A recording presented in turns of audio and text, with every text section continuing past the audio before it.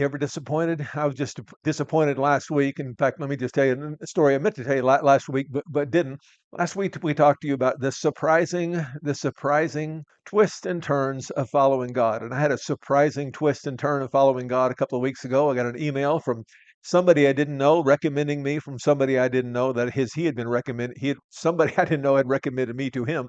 And anyway, it was from the local community college, and they asked me to teach a class in the aerospace division. The aerospace division. This preacher, they asked him to teach a class. Started to say preach a class. I want to say teach a class.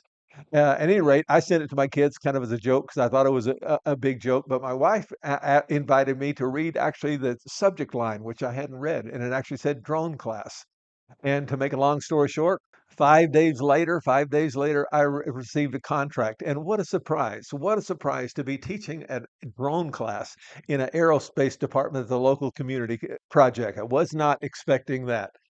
But then just a few days later, I got this email. I'm reaching out to you regarding the introduction to drones course that we'd hope you would teach for us this fall. After reviewing enrollment numbers with the dean, we found that the course had low enrollment. Unfortunately, we've been directed to cancel the courses that aren't sustainable, and this one falls into that category. And I actually went to my bedroom and wept. Got on my bed and wept for a while, and it may seem like no big deal. And in a way, I know compared to the loss of a child or the news of cancer or many other things that might happen to you, it's kind of no big deal.